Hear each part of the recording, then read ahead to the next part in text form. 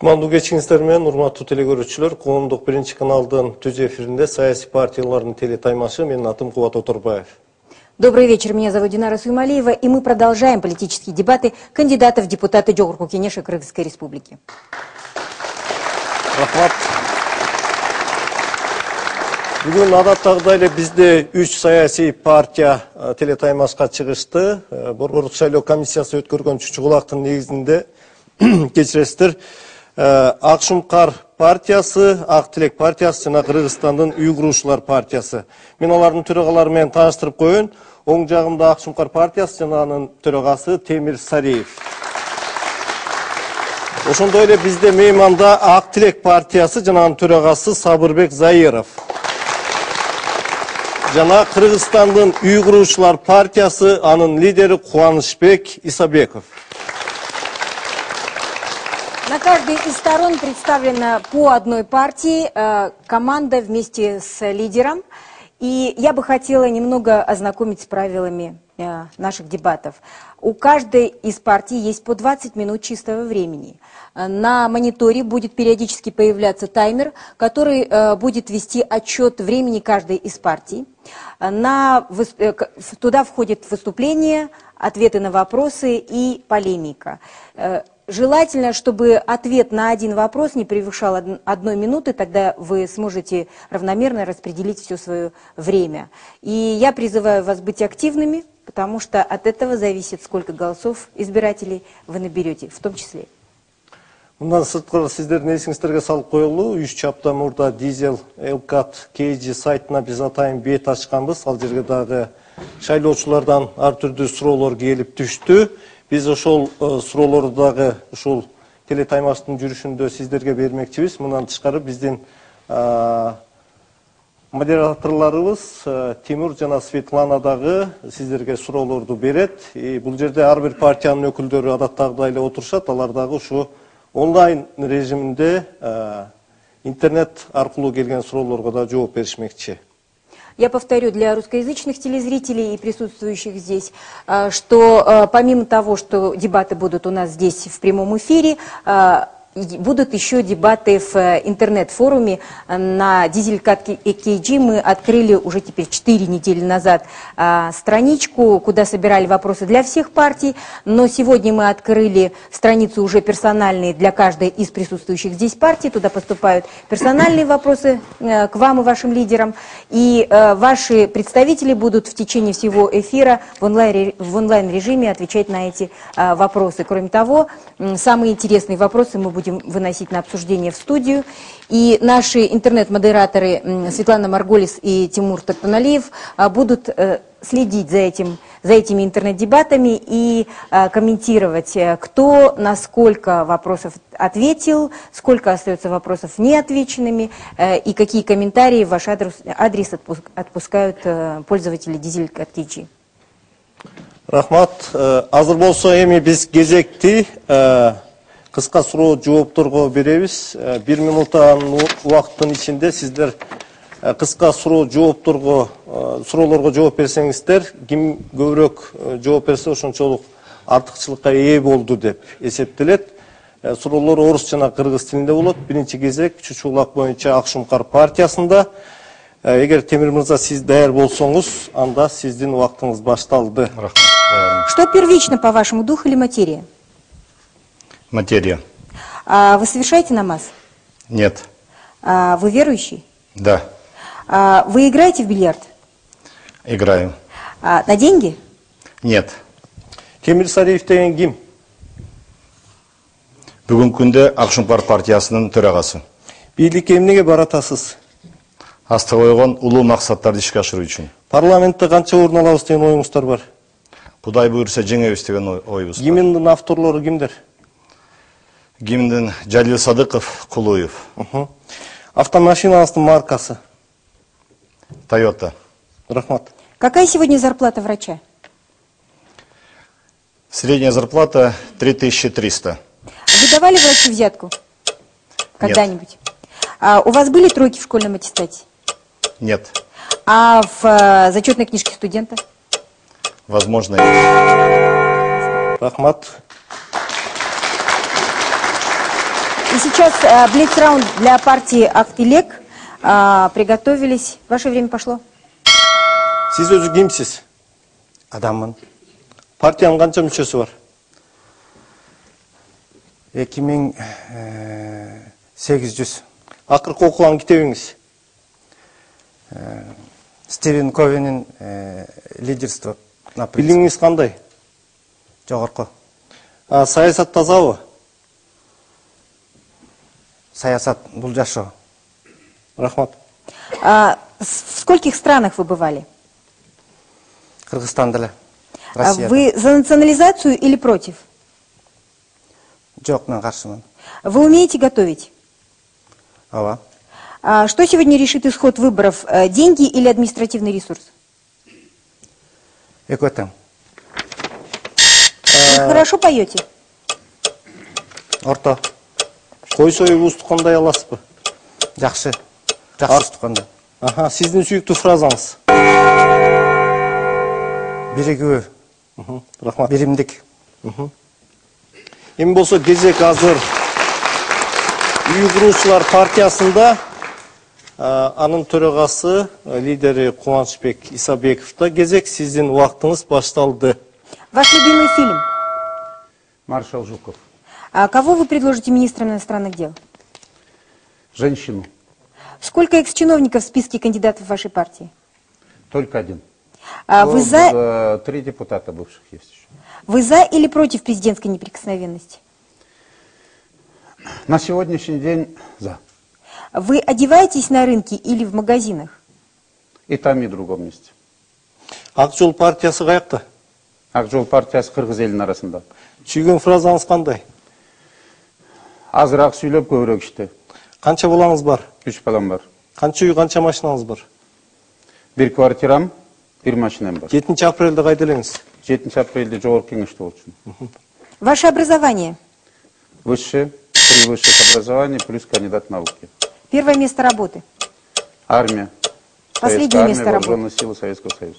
Последнее место работы? Последнее место работы партия застройщиков Кыргызстана. Спасибо. И по итогам блиц-раунда за 1 минуту лидер партии Акшумкар ответил на 14 вопросов, лидер партии Актилек на 12 вопросов и лидер партии застройщиков Кыргызстана на 13 вопросов. Азыр болсо бизде кезекте экинчи раундубуз. Бул раундда сиздер ар бир партиянын лидерлерине 1,5 мүнөттөн убакыт берилет. Ушул мүнөттүн ичинде сиздер өз партияңыздардын платформасын каалаган тилде айта аласыздар. Биринчи кезекте Акшумкар партиясы. Темир мырза, сиздин убактыңыз башталды. Рахмат. Урматтуу мекендештер, урматтуу шайлоочулар, мен түндө эле ушул Жалал Абад областын кыдырып келдим. Ушул баардык жерлерди кыдырып эң көп жолугушуу жүргүзгөн биз Акшумкар партиясы болдук окшойт. Ошонун ичинде биз алыскы Сүлүктүү Исфана шаарына чейин бардык. Андан башка 9 торо, Ат башы, Түп, Жетөгүз, Таластын көп райондорун кыдырдык.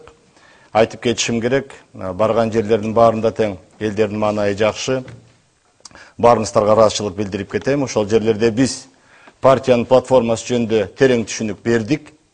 Мен бүгүн 5 гана принципти айткым келет.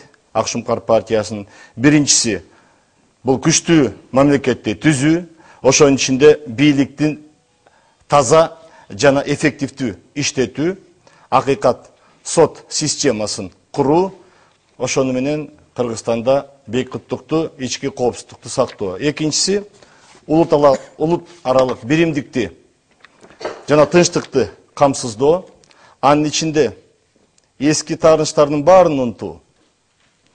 Албетте баардык жакшы нерсени колдоо. Үчүнчү, атаандашуусу бар күчтүү экономиканы түзүү. Төртүнчүсү, ар бир адамга, ар бир үй бүлөгө татыктуу жашоону түзүп берүү, жашоонун сапатын көтөрүү. И бешинчиси, күчтүү тышкы саясат жүргүзүү.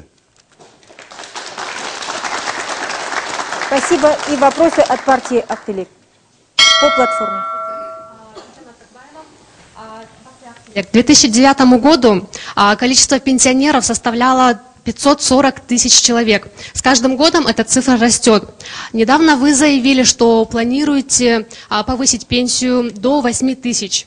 Вот посчитайте, это получается около 100 миллионов долларов. Помимо этого вы обещали повысить зарплату до $400 врачам и учителям. Где вы планируете брать такую сумму?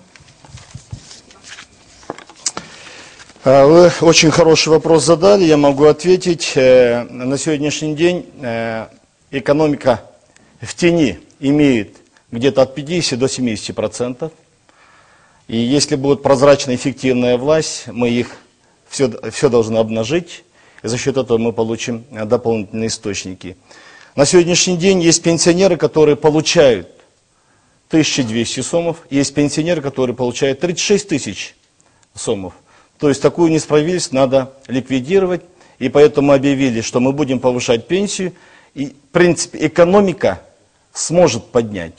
Деньги есть, только нужна эффективная, прозрачная власть. Во-вторых, по поводу учителей. Вот смотрите, у меня есть данные, у нас 124 тысячи учителя, да, врачей 63 тысячи.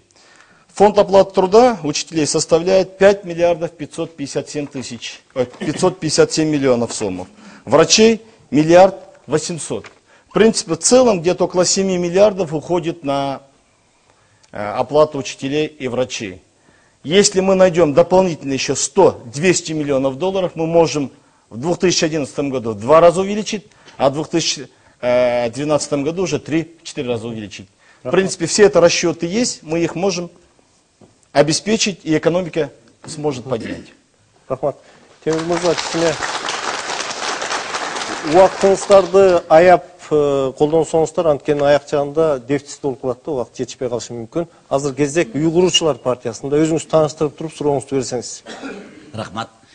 Эсенбек Акайбаев, уйгурчулар партиясынын мүчөсү, жогорку кеңештин депутаттыгына кандидат. Урматтуу Темир Мырза, сизге мындай суроом бар. Уйгурчулар партиясы 1989 жылдан бери, кыскартып айтканда, 47 конуш жана 300 миңге жакын элди Бишкектин тегерегине отурукташтырды. Булар албетте үй жайсыз врачтар, студенттер жана башкалар эле, карапайым элдер. Ал эми сиздин Акшумкар партиясы жөнөкөй карапайым элге кандай кызмат көргөзөт экен? Ошол менен эле улай эле дагы сизде бир экинчи суроом. Сизди Кыргызстанда өнүккөн, үлгүргөн эң бай бизнесмендердин бири деп эсептешет экен. Эгерде ошондой болсо, өзүңүздүн каражаттарыңыз жөнүндө маалымат берип койсоңуз кыскача. Карап берсеңиз. Рахмат. Рахмат. Биринчиси, Акшумкар партиясы акыркы 5 жылдан бери чындык үчүн деп күрөштү. Мына биз эркиндикти алып отурабыз. Ушул жерде биз менен Ак Жол партиясында кызмат кылып, ошол жерде иштегендер тең тайлашып, бирдей укукка ээ болуп, шайлоого чыгып отурат. Мен ойлойм, бул Акшумкардын эң чоң жетишкендиги деп. Экинчиси, менин байлыгым бул мен жана менин үй бүлөм, менин элим, менин жерим. 90 жылдан 2000 жылга чейин мен бизнес тармагында иштегем. Убагында абдан чоң көлөмдө налогдор төлөчүмүн. Азыр көп ишканаларым башка адамдарга доверенность менен башкарып атышат. Мен өзүмдү кедей адаммын дебеймин. Каалайт элем, баардыгы тең ошол өзүн өзү багып, үй бүлөсүн багып, балдарын бакканга жетиш керек.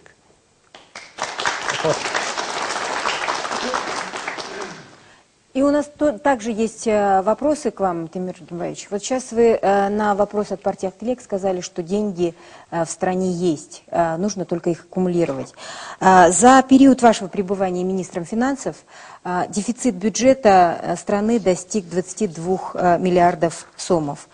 Что кроме трагических событий повлияло на столь резкий скачок и чем это грозит нашей стране? Когда мы принимали, было 13,5 миллиардов, необеспеченный дефицит бюджета. После этого мы отменили приватизацию, то есть аннулировали продажу Северэлектро и Кыргызтелеком. За счет этого 2,5 миллиарда сомов не поступило в бюджет. Кроме этого, мы повысили заработную плату силовым структурам 1,2 миллиарда. Кроме этого, мы смогли направить 100 миллионов долларов, 4,5 миллиарда сомов на развитие, на восстановление города Ош и города Джалалабад. И, конечно же, трагические события, которые были в Джалалабаде и в Оше, потребовали еще дополнительных источников. Все это вкупе составило, что дефицит бюджета вырос. Но, несмотря на это, вы поймите, у нас 42 дня границы были закрыты. Несмотря на это, мы сумели аккумулировать средства и обеспечить выплаты заработной платы и пенсии. Я думаю, что это очень большая заслуга Временного правительства, в том числе меня, как министра финансов. Так или иначе, если даже говорить, что это такой объективный скачок, так или иначе, вы не ответили на вторую половину вопроса. Чем это грозит, вот такой дефицит бюджета нашей стране? На сегодняшний день непокрытый бюджет, дефицит бюджета где-то около 8 миллиардов сомов, это порядка 200 миллионов долларов. Вы знаете, мы ежегодно получаем за счет внешних источников на покрытие дефицита бюджета. Я думаю, что после проведения выборов, а доноры уже подтвердили, и Мировой банк, и Азиатский банк развития, эти деньги поступят, что в бюджетом будет все нормально. Эмир мырза, менде бир суроо бар. Сиз убактылуу өкмөттүн мүчөсү болуп турдуңуз. Ошол убакта мына июнь окуясы болду да. Сиздерди ошо азыр күнөөлөп атышат. Түздөн түз ошол убактылуу өкмөттүн күнөөсү менен болгон деп. Өзүңүздө кандай бир моралдык жоопкерчилик барбы сизде? Моралдык жоопкерчилик бар, баарыбызда бар. Анткени бул бир күндө келген жок. 7 апрелде чоң кайгылуу окуя болду. Анткени 86 биздин эр азаматыбыз кайтыш болуп кетти.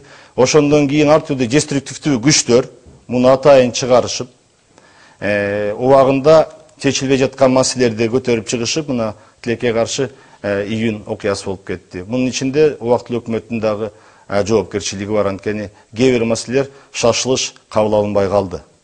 Бирок мен ошол убактылуу өкмөттө финансы жана банк тармагын башкарып, ошого жооптуу болуп турдум. Бул жак боюнча Кудайга шүгүр, бардык ордунда болду. Биз убагында айлыктарды төлөп, банк системасын кыйроодан сактап калдык. Рахмат сизге. И сейчас мы заслушаем платформу партии «Ак-Тилек». Пожалуйста.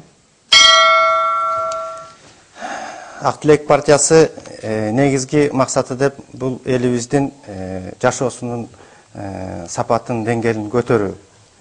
Ошол сапат көтөрүү жолунда, ошол максат жетүү жолунда биз негизги 5 багытты өзүбүзгө аныктап алдык. Биринчи, натыйжалуу мамлекеттик башкаруу системасы. Экинчи багыт, билимдүү жана дени сак кыргыз эли.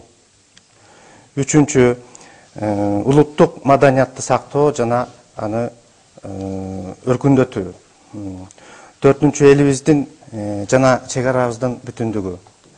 Анан бешинчи, экономикалык көз карандысыздык, бул экономикалык процесстерге өзүбүз бир башкарууга ээ болуу деп.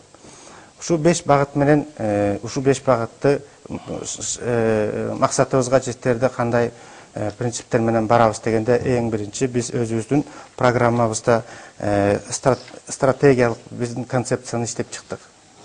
Бул концепциянын негизги эң маанилүү жери бул буга чейинки көп экономикалык жана башка көп программалар, стратегия иштеп чыккан, анын эч кандай натыйжасы жок же болсо анын ишке ашпагандыгынан биз улуттук концепциянын негизинде өзүбүз иштеп чыккан концепциябыз бар. Ал кеңири айтыш керек, буга көп убакыт керек. Рахмат сизге. Азыр болсо суроо үчүн кезек Ак-Шуңкар партиясынын өкүлдөрүнө берилет. Өзүңүздү тааныштырып туруп сурооңузду берсеңиз. Азиз Алиев, Ак-Шуңкар партиянын экономисти. Урматтуу Сагынбек мырза. Сабырбек мырза. Биз Ак-Тилек партиясынын программасы менен таанышып көрсөк, мына 3-чү бөлүктүн 3-чү пункттун бир нече бөлүктөрү мурунку Бакиев убагында иштелип чыккан өлкө өнүктүрүү стратегиясынан түздөн түз көчүрүлүптүр. Ошондуктан бизде төмөнкү суроо бар. Сизде мындай мурунку өкмөттүн алдында коюлган максаттар менен кандайдыр бир позиция барбы же айырмасы барбы? Рахмат. Рахмат. Мурунку, же сандан мурунку, же бүгүнкү бийликтин коюлган максаттын баары жакшы айтылып келген. Бирок жаман жери анын аткарылбагандыгы. Анан көп стратегия программалар иштеп чыкты деп атпайбызбы? Анын жанагындай бир бүтүндүгү болбогондугу, анын кыска мөөнөттүгү болуп атат да. Бул андан сырткары мына жакшы сөз айта берсең, ар ким айта берсе, ал жакшы сөз жаман болуп калбайт. Жакшы программа, жакшы тилек ал ар бир учурда айтылып келген. Бирок жана биз айтып атпайбыз система деп. Системаны эмес, балким адамдарды алмаштырыш керек болуп калды. Ошондуктан мына биз айтып атабыз. Биз ошону аткарабыз деп. Партия застройщиков Кыргызстана, пожалуйста, ваш вопрос. Кто-то из группы поддержки? Мен сурам Сапарбек мырзага да, мен Уйгурчулар партиясынын мүчөсү болом, жогорку кеңешке кандидат Абдыкеев Нурбек Токтобекович. Сапарбек мырза, сизге айтайын деген суроом. Сапарбек мырза, кечиресиз. Ак Тилек партиясын биз мурда кийин билип көрбөптүрбүз. Бүгүн дебатка келгенде билип атабыз, сизден сурарым качан пайда болду эле, канча мүчөңөр бар, жана канткенде кыргыз элине салым кошуп Ак Тилек партиясын алдыга чыгарып, жана жаңы конуштарга эмне деген пайда жанагы жардам бере аласыңар деген суроону айтайын дедим. Биз азыркы тапта жаңы саясатчылардын көз карасын коргогон, анан ошо көздөгөн партиябыз. Май айында түзүлгөнбүз. Дерлик бизде 81% 35 жашка чейинки жаштар. Биздин негиздеги салымыбыз, биз бул азыркы саясатчылар негизи эскилер деп айтып атпайбызбы? Эскилердин да бир пенсия чыгармалы келет, анан анын ордуна кадрлар даярдаш керек. Саясий билимдүү, туруктуу, сөзүнө турган жана эрдиги жана эрки жеткен айткан сөзүн аткарган. Биздин негизги максатыбыз ошол улутубуздун келечегин даярдоо. Биздин жаш саясатчылар. Рахмат. Акшункарда дагы суроо барбы? Өзүңүздү тааныштырсаңыз. Гульнара Арымкулова, партия Акшункар. С вашей точки зрения, должен ли Кыргызстан вступать в таможенный союз? Какие преимущества и недостатки это влечет для Кыргызстана?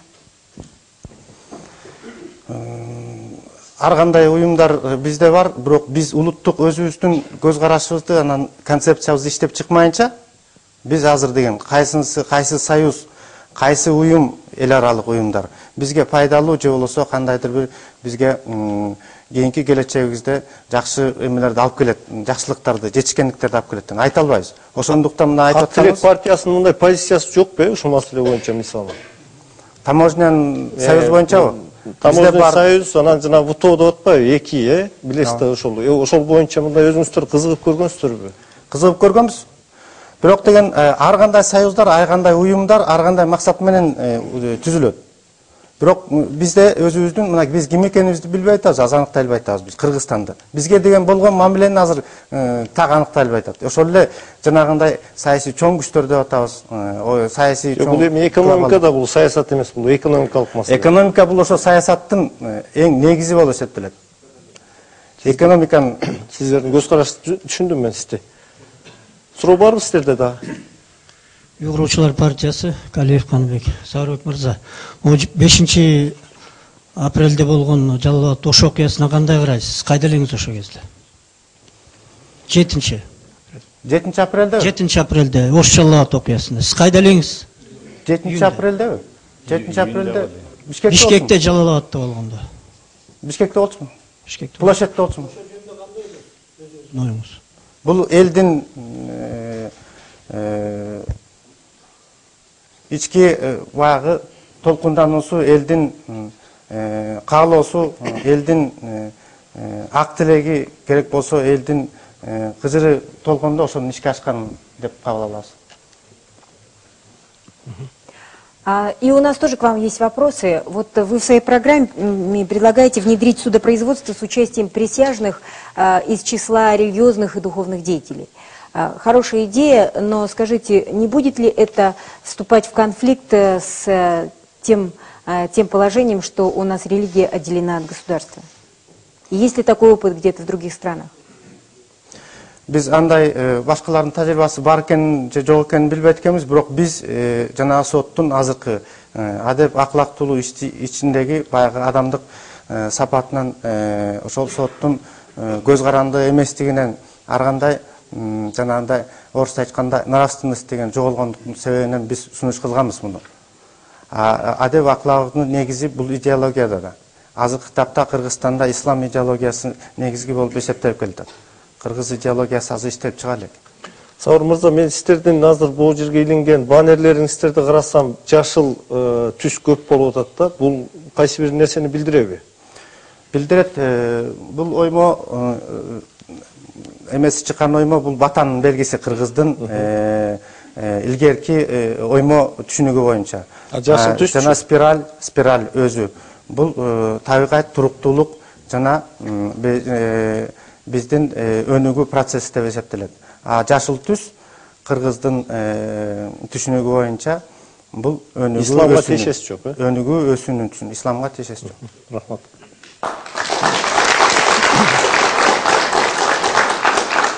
И сейчас платформа от партии застройщиков Кыргызстана, пожалуйста.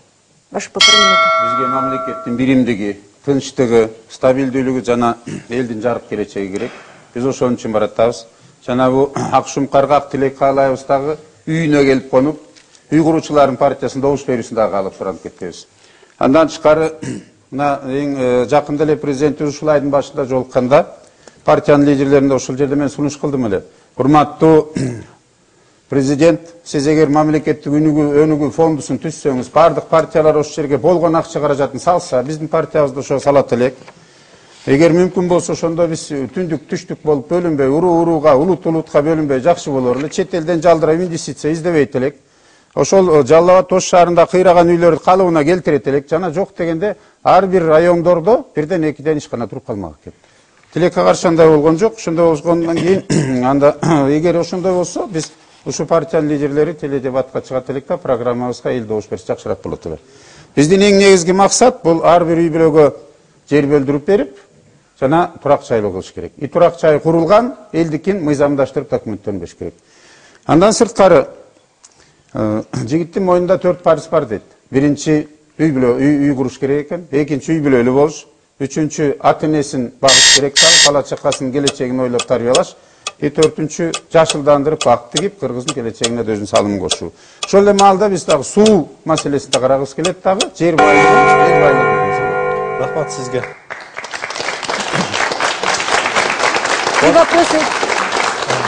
Вопросы от партии Акшумкар, пожалуйста, группа поддержки. Представляйте. Тамерлан Ибраимов, член партии Акшумкар. Вы были вице-спикером парламента от партии Акжол. Сейчас вы лидер партии застройщиков. Вот что конкретно отличает и что объединяет программы партии Акжол и партии застройщиков? Во-первых, ничего не объединяет их. Во-вторых, я без Акжола тоже бывал вице-спикером и тоже был депутатом. Вот Темир Аргенбаевичем с одной партией работал с 2005 по 2007 год. И я считаю, что людей делить на Акжол, на черных, этого нельзя делать. Раз мы идем на выборы, это все наши граждане. Это 118 тысяч членов были в Акжоле. Это 118 тысяч семей. Если мы их начинаем сейчас делить, это значит, знаете, сколько мы народу потеряем у себя. Поэтому по программе у нас общего ничего нет, я вам откровенно сказал. Если вы что-то находите, я готов ответить. Спасибо. И партия Актилек. Актилек партиясын Кыдыралиев Данил Сейналевич. Менин бир суроом бар эле, сиз өзүңүздүн партияңызды куруучулар, үй куруучулар партиясы деп атап коюп турсуз. Өзүңүздүн кесибиңиз аскер кызматында экен, эмне себептен ошо үй куруучулар партиясын тандап алдыңыз? Бул ошол эле суроого анча пункт болуп эсептейм. Эгерде сиз үй куруучулар партиясынын атын атап алган болсоңуз, шаардын турак жай адамдарына 1 гектарга канча адамды жайгаштырса болот деген суроого жооп берип койсоңуз. Биринчиден, партиянын уюшулганына 8 жыл болду. Бишкек шаарынын тегерегинде 47 конуш бар. Ошол конуштарда Оштон, Баткенден, Жалал Абадтан, Ысык көлдөн, Нарындан, Таластан, Чүйдөн келген элдер жашайт. Баары бир туугандай жашап атышат. Ошол жерлерде мектептер жетишпейт, суусу жок, свети жок. Азыркы күндө ал тургай балдарын мектепке албай аткан учурлар кездешип атат. Ошон үчүн биздин партиянын максаты ушул маселелерди чечиш керек. Экинчиден, мен юрист эмесмин, дипломаттын бир билим боюнча, анан сиз айткандай аскер кызматкермин. Анан бул партияга мен түптөгөн эмесмин. Ошол эле маалда коммунисттик партиядан 90-жыл өз каалоом менен чыгып кеткенден кийин бир да партияда жок болчумун. Анан бул кишилер айткандай Ак Жол партиясына баргам, бирок мен элге кызмат кылайын деп баргам. 2 жылда мен дагы иштеп берген өзүмдүн дагы үлүштөрүм бар. Ошон үчүн баарыбыздын келечегибиз үй менен, тоок дагы үйүндө жашайт экен. Силерге дагы үйүңөрдө жашап, бизге добуш бериңиз деп суранат. Рахмат.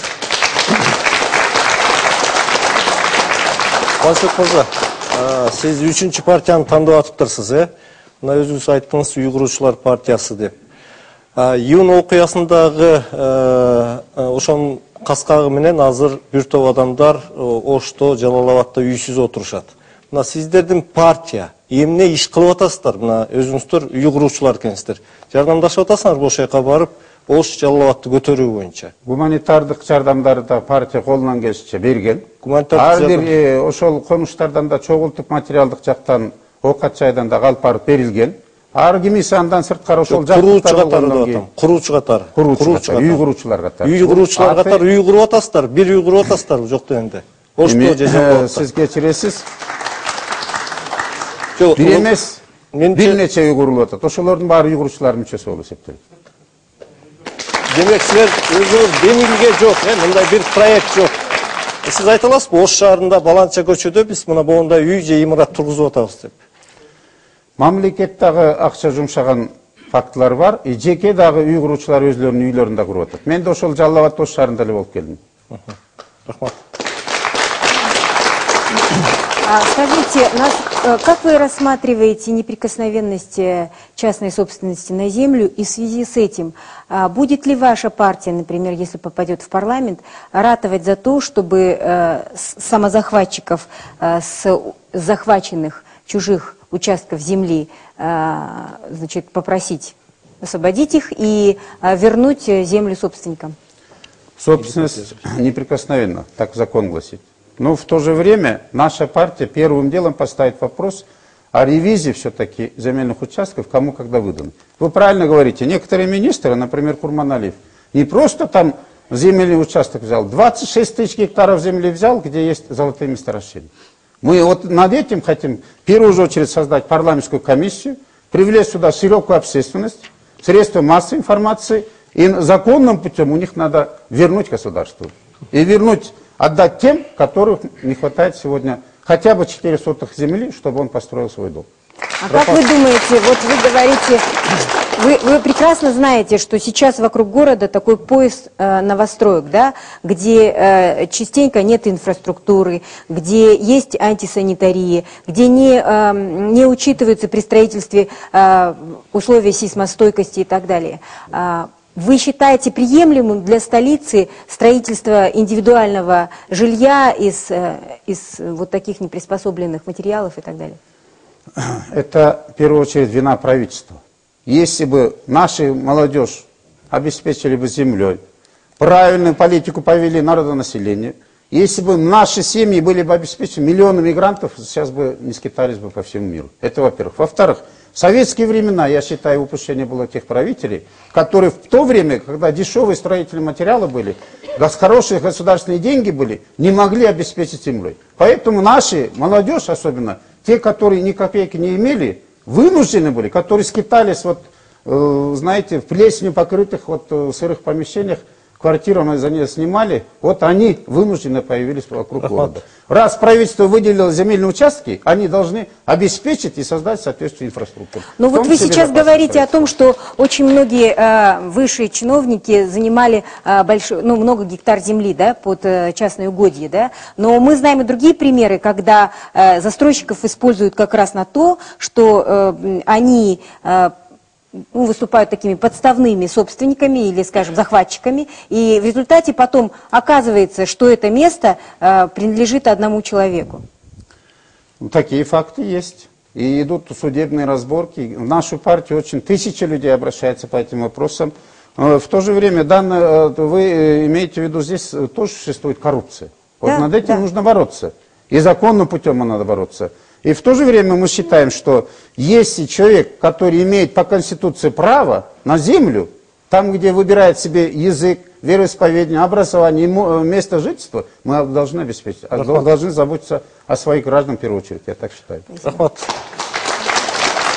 Азыр біз кейінгі раундқа өтердің алдында бізден интернет модераторларға сөз бермекчибиз. Ахвал қандай?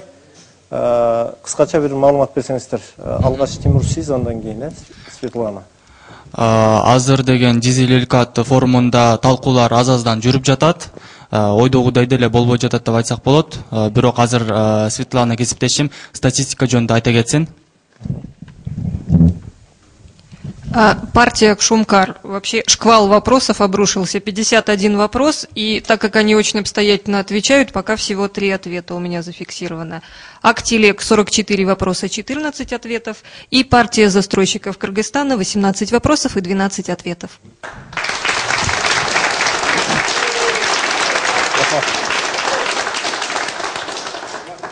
От пользователя Джек Лондон Тимиру Аргенбаевичу задан такой вопрос.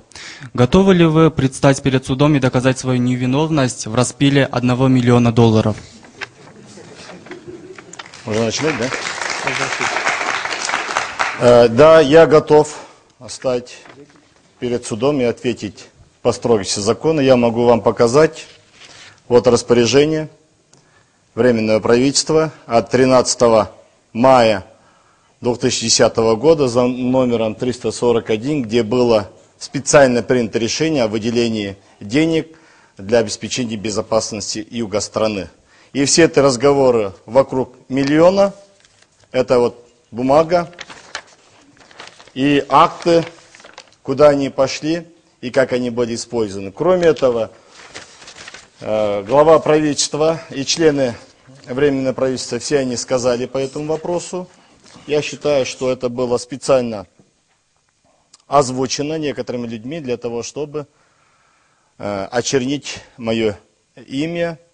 Я готов предстать перед судом. Спасибо.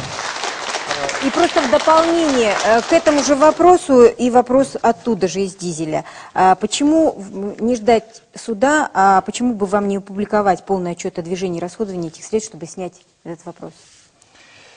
Распоряжение было секретное, 341, для служебного пользования, но так как уже некоторыми членами правительства были озвучены, в принципе, я вот сейчас предоставил, помимо этого была создана специальная правительственная межведомственная комиссия, они по каждому пункту, куда были использованы, как они были использованы деньги, уже сделали свой вывод, и вот подписи, то есть каждый доллар на учете. И правоохранительные органы имеют доступ к этим документам, они могут вынести свое решение. Вообще, когда говорят о миллионе, да, я должен сказать, что никакого отношения Сариф к этому миллиону не имел. Потому что было принято решение использовать деньги, которые были найдены на ячейках банковских. Это близкий круг семьи Бакиевых, родственники его, и безымянных ячеек. Они хранились в Национальном банке, согласно уголовного дела. И было принято решение изъять оттуда деньги и направить на стабилизацию ситуации на юге Кыргызстана. Шул маселе боюнча, Темир мырза, менде мындай суроо бар да. Бул сиздерден Азимбек Бекназаров менен болгон телефондогу сүйлөшүүңөр кимдерге кызык болду? Сиздин өзүңүздүн оюңуз боюнча бул Кыргызстандын органдары тарабынан жазылдыбы, же четтен жазылдыбы, экинчи, үчүнчү мамлекет, же ошол Курманбек Бакиевтерге же башкаларга тиешелүү адамдар тарабынан жазылдыбы? Жок, бизде маалымат бар, бул биздин органдар менен жазылган. Ошону айтып чыккан адамдарга кызыктар болчу. Анткени Сариевдин рейтинги аябай өсүп баратат, буга бирдеме табыш керек деген болгон. Бирок жеп алды деген карандай калп. Экинчиден бул сырдуу токтом болчу, ошондо убагында айтып чыккан адам да жоопко тартылыш керек эле. Үчүнчүдөн бул боюнча Отунбаева, Текебаев, Исмаил Исаков, Каптагаев бардыктары айтып чыгып атайын тасма аркылуу берилген. Уяктуу өкмөттүн атайын пресс-конференциясында болгон. Мен да бул боюнча бергем. Анан кийин мына бу жерде Атамбаевдин өзүнүн да колу турат. Мынакей. Ошол токтомдо. И акыркысы бұл Бекназаров менен сүйлөшүлгөн сөз атайын жылмаланып, монтаждалып, атайын берилген. Муну укук коргоо органдары айтып чыккан убагында. Сизге чоң рахмат. Азыр бизде облустардан алынган видео суроолор бар. Муну өзүңүздөр угасыздар. Азыр лидерлер андан кийин ошол суроолорго кезеги менен жооп бересиздер. Биринчи суроо Бишкек шаарынан.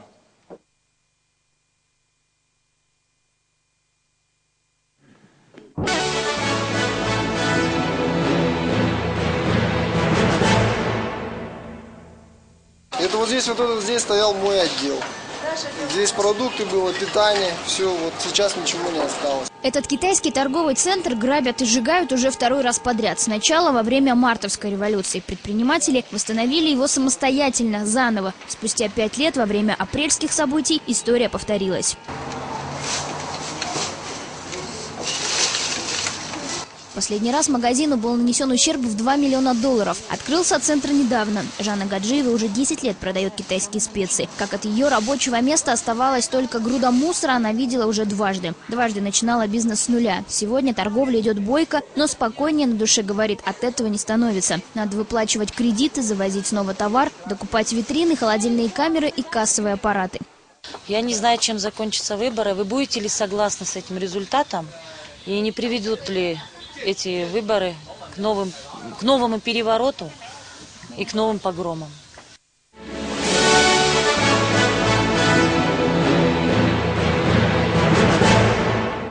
Итак, вопрос понятен? Да. Пожалуйста, Бартияк Шумкар. Я могу сказать, что сейчас многих именно этот вопрос волнует. И все обеспокоены, где-то есть страх. Но я могу уверить, что выборы пройдут честно. Результаты будут такие, как проголосует народ. И любая партия, которая будет не согласна, партия может оспаривать через суд. Но ни в коем случае вывод людей на улице не будет. Я думаю, мы это обеспечим. Рахмат сизге. Сиздердин жоогуңуздар Ак-Тилек партиясы.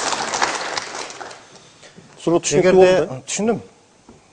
Эгерде жакшы мыйзамдуу жол менен шайлоо өтсө, анда биз чыкпайбыз. Эгерде бузулса, добушту урдаса, кандайдыр бир башка мыйзам бузуулар болсо, биз закондо добушубузда өзүбүздүн укугубузду коргогонго даярбыз. Ал эми ар дайым эле көчөгө чыгыш эмес, башка да жолдор бар.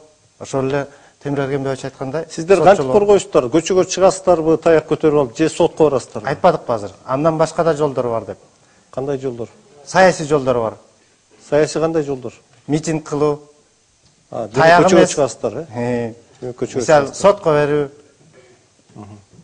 Ал мындай жөн эле койсо административдик метод же болсо ресурсту колдонуп, ошону менен мисалы үчүн кайра эле баягылар келген бизге эмне кереги бар? Түшүнүктүү, рахмат. Партия застройщиков Кыргызстана, ваш ответ. Наша партия застройщиков против грабежей, рейдерства, а также пожаров, которые случились вот в торговом центре. И в то же время очень хотелось бы, чтобы на законном русле мирно прошли выборы. И в то же время мы хотели бы отметить, что среди партий, таких простых, которые себе не могут позволить такие шоу-парады, которые сегодня происходят, многомиллионные деньги вкладываются, у нас есть опасения, что, например, есть в Центральной избирательной комиссии члены только 3 партий, других нету. Например, вот буквально 3 дня тому назад погром произошел в нашем участке, вот в штабе Кульмё, вот здесь прямо в городе. Никаких вот итогов пока нету. Мы обратились и в правоохранительные органы, и другие органы, ЦИК в том числе. И в то же время вот никому не секрет, что на юге уже прошли конфликтные ситуации, даже драки с применением лошадей и так далее. И если так будет продолжаться, я не знаю, к чему придем. Мы очень хотели бы, чтобы на законном русле прошли выборы этого года. Вы будете выходить на улицу в случае, если будете не согласны с результатом? Если законный выигрыш будет, мы готовы поздравить выигравших. Но если не будет законно решаться и, как и прежде, применяться другие ресурсы, в том числе административные, то мы будем законные меры принимать. То есть обращаться в суд, да? и также международные организации, и также властным структурам, и будем обращаться и президенту страны, и однозначно будем принимать только законные меры. Азыр болсо жана интернет суроолорго Ак Шумкар партиясы жооп берген, эми интернет суроолорго Ак Тилек жана Үй куруучулар партиясы. Ким сизде сөз? Рахмат, Ак Тилек партиясына. Майыптардын акыбалын жогортуу үчүн конкреттүү концепцияңыз барбы? Эгер бар болсо, кененирээк айта кетсеңиз. Мен майыпмын, мен бир айда 1500 сом алам. Эч нерсеге жетпей жатат. Майыптар боюнча концепциябыз жок. Бирок саламаттуу сактоо боюнча биздин кеңири программабыз бар. Аны окубасы болот. Эмне үчүн жок, силер ага рассчитывать этпейсиңерби? Жок, биз иштеп чыга элекпиз азырынча. Рахмат.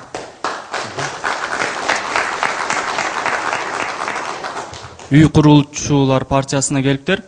Кубанычбек мырза, сиз эмнени күтүп жатасыз? Сиз да, мен да жакшы эле түшүнүп жатабыз. Сиздин партияңыз өтпөйт. Сизди башка партиялар өзүнүн тизмесине киргизбеген үчүн өзүңүздүн партияңызды чыгарып жатасызбы? Акчаны текке кетирип, убакытты да текке кетирип. Рахмат. Нодзир деген биздин интернет колдонуучубуз суроо жооп берди. Ачык айтайын, бай партиялардан көп сунуш түшкөн. Жекеле парламентке эмес, аткаруу бийлигине да коелук министр кылалык деген. Мен эч жагына барган эмесмин. Ошол эле маалда өзүмүн кичи мекен менен Ысык көлдөн да бир топ кишилер, аксакалдар келген. Анан Үй куруучулар партиясындагы өкүлдөрү келип, анан акыркы күндөрү мен ошо макул болдум дагы. Ушул партиямдын жөнөкөй карапайым эл менен чыгайын деп чечтим. Анын үстүнө ким чыгат, ким утат, азыр бир Кудай билет. Анан шайлоочуларыбыз билет. Эгер азыр шоу парадтар менен өткөндөр болуп, эртең кайрак чогултуп акча, анан кайра эл көчөгө чыгып, анан кайра басуулар болобу деп кооптонуу менде бар. Андан көрө кыргыз элим ак үйдө жашап, үй куруучуларга добушун берсе, биз ошо элдин мүддөсүн аткаранга даярбыз деп айтар элек. Рахмат. Светлана, у вас есть вопрос у Актилеку? Поскольку у Актилека меньше всего использованного времени, то мы, наверное, зададим еще один вопрос из интернета, если есть. Сизде жокпу, Тимур? Албетте бизде суроолор бар. Ушул деген Үй куруучулар партиясына Ак Тилек партиясына бар. 1 минут. Вопрос так. Что вы сделали для города Бишкек, будучи депутатом Горкенеши? Почему вы покинули ряды Замандаш? Мен Замандашта болгон эмесмин, анан Горкенештин депутаты болгон эмесмин. Кечиресиз, анда силерге эмес кабыл суроо. Сиздердин мүчөлөр жок белеби ошондой? Бар. Ошо киши кодойм анда. Сизге кодойм, менимче. Жооп берсеңиздер. Кумар Стамкулов дейт. Ал жок азыр.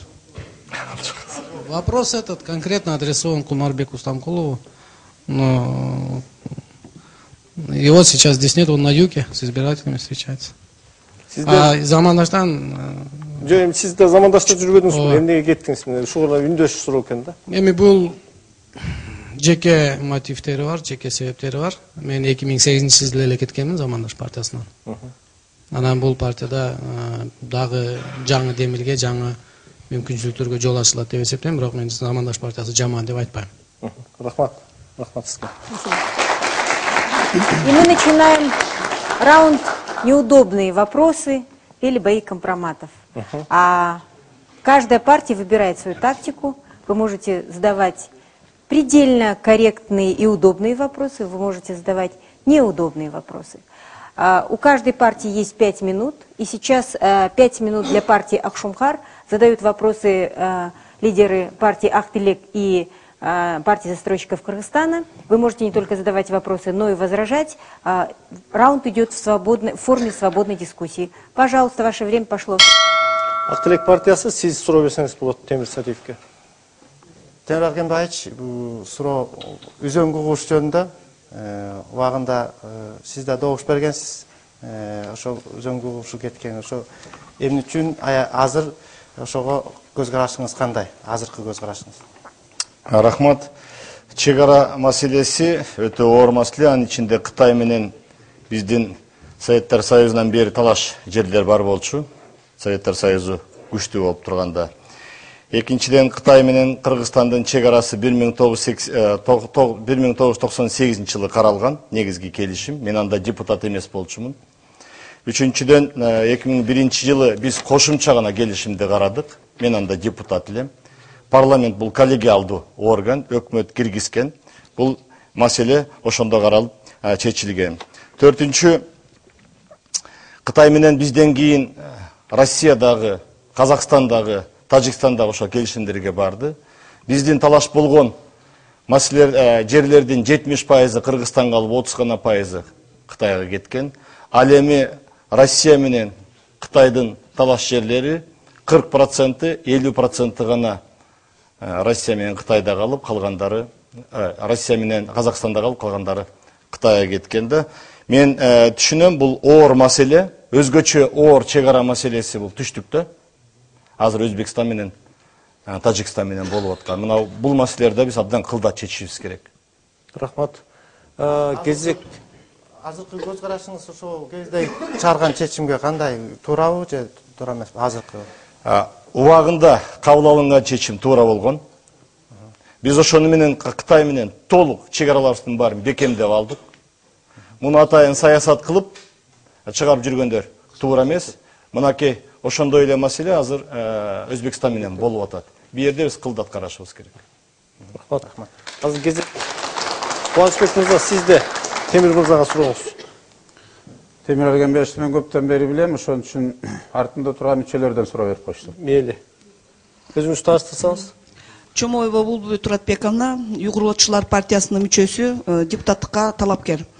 Темир Сариевич, мен сизге мындай суроо бергим келип жатат да.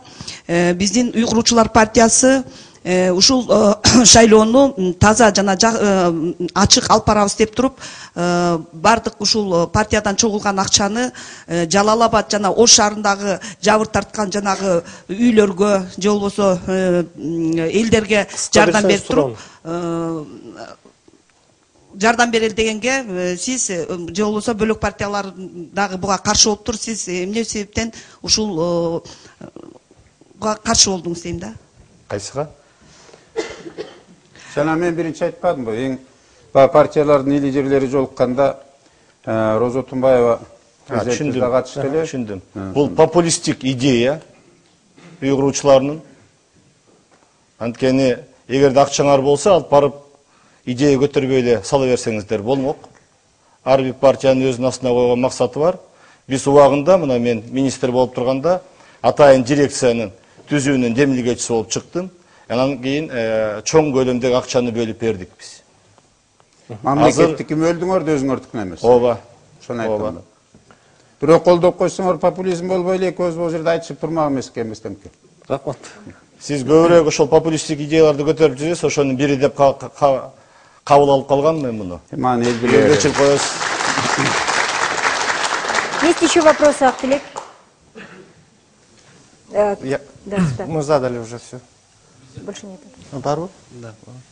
У меня лично, Темирбек, к вам вопрос. Вот вы, пожалуйста. Азамат Эшимканов, кандидат в депутаты в Жогорку Кенеш от партии Актилек.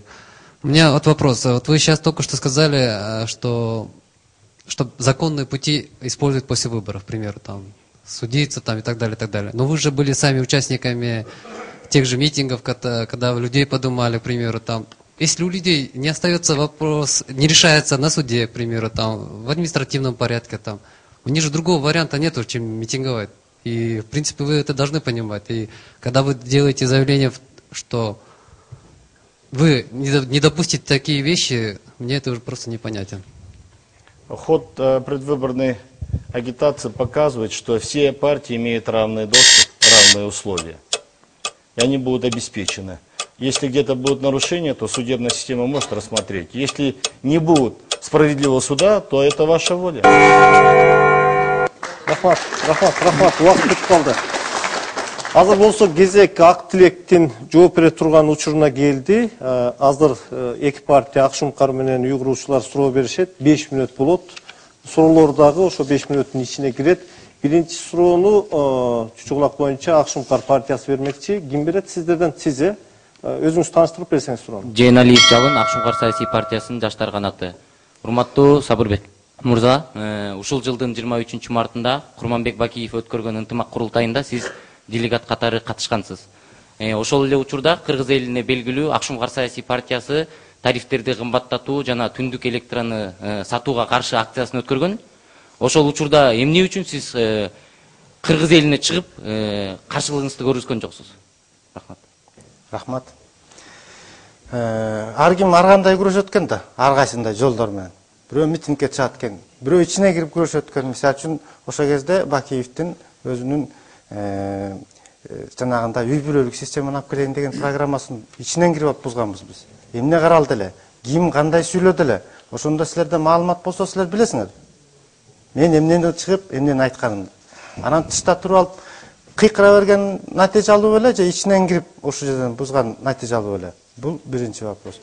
Андан сырткары бул жерден ошо курултайда көп маселелер каралган. Анан биз ошол жерден жанагы эң башында баштапкы коюлган максаттын аткарылбаштыгына биз чоң аракет кылып ошонун натыйжасын жеткиргенбиз. Кабыл алынбай калган. Сауырбек мырза, сиз ошол ынтымак курултайында сөз сүйлөгөнсүз, Ооба. Эмне жөнүндө сүйлөдүңүз эле ошондо? Биз кошоматчы болобузбу кайра эле деп. Эртең эле кайра элге барабыз. Баягы эле дежурлар келди деген атка конобузбу. Качанга чейин ушинтип жүрө беребиз деп. Ошентип башталган. Бийлик эмне угабы азыр? Укчу түрү бар мына өзү келди президент деп. Азыр сүйлөйлү, ачыгын айталы. Бирок мына уже дежурный эле сүйлөй баштады. И ушинтип эле кайра эле баягы кепибизди кийебизби? Рахмат. Анан көп да сөз башка. Партия застройщиков, если есть вопросы у спикера, было бы хорошо. Кубанычбек мырза, сизде суроо барбы өзүңүздө? Суроом бир суроо. Негизи силердин партия жөнүндө биз дагы интернеттен көп карап көрдүк. Баарыбыздын эле бирдей укугубуз бар азыр шайлоонун алдындачы. Эл эми анын эл чечер. Ушул мамлекетке силердин партияңар кандай жардам кылды жана эмне планыңар бар? Биздин партия азыр мамлекетке жардам кылганга жетчү элек, жаңы эле түзүлдүк. Анан пландарыбыз бул программада жазылган, концепцияда мисалы үчүн өзүбүз айтып атабыз. Эң биринчи бул биздин бүтүндүгүбүз жана концепциясын сиз күлүп атпайсызбы? Бул аябай терең, чоң эмгек, чоң идея. Бул ошол биздин бөлүнгөндүгүбүз, биздин ушул жерде ичара мына кош бийлик болуп турганыбыз ошондон болуп атат. Тилдин экөө болуп атканы бизде мисалы үчүн мамлекеттик тил бирөө болуш керек. Кыргыз тили өнүгүш керек. Калган тилдерге деле өнүгүүгө мүмкүнчүлүк бериш керек. Эч кандай тоскоолдук жок. Бирок кыргыз тилинде кыргыздын мүнөзү, кыргыздын көз карашы жана концепциясы ушунда камтылган деп. Андан ары биз жанагы идеологиялык формаларга, анан юридикалык формаларга өтө берсек болот кийинки немелер. Ошондо терең нерсе көп сөз. Мамлекеттик тил азыр бизде бирөө эле, ал орус тили официалдык тил болуп эсептелет да. Эми кезек биякта Акшумкар партиясында Темир мырза сизде бар. Сабыр мырза, мен сизге бир суроо берип коеюнчу. Сиз жана айттыңыз ичинен күрөштүк деп. Ичинен күрөшүп атсаңыздар эмне үчүн ушул улуттук байлык болгон түндүк электроны, чыгыш электроны, Кыргыз Телекомду саттырып жибердиңер? Эгер сиз ичинен күрөшүп атсаңыз. Биз ичинен күрөшкөндө мен ага чейин Атамекенин партиясында болчумун, билесизби? Чогуу эле болчубуз да. Анан деген ал жерден Атамекенден мен кетип калган себебин билесиз да. Ал жерде. Сизди бийлик өзүнө чакырып алдыбы мындай? Ак жолчулар алдаштыбы мындай? Атамекенден чык, ынтымак курултайына кел деп. Ошондой сөз болду беле? Жок. Атамекен партиясынын 2007-жылы парламенттикке мен дагы талапкер болгом эме депутатка Атамекен. Ошондо партиялар биригип Акшумкар партиясы да ошондо бириккен, биз чогуу эле бир команда болуп чыкканбыз. Бирок ошондо биз жанагындай фальсификация болуп, биз Тоң районунда жанагындай ошо акимди жазап аткандан кармап калып, чоң акимиятты басып, жолдорду тосуп, ошондой чоң немелерге барганбыз. Бирок ошондо чыгып кеткенибиздин себеби ошол жерде болду. Анткени биздин генералыбыз, биздин лидерибиз ошол кезде Текебаев. Биз штаб коркуп качып кетип калган да. Анан коркуп лидердин аркасынан жүргөндө эмне ал? Яны эртең мамлекеттик штаб качып кетсе эмне болот? Ошон үчүн өзүчө партия курдук.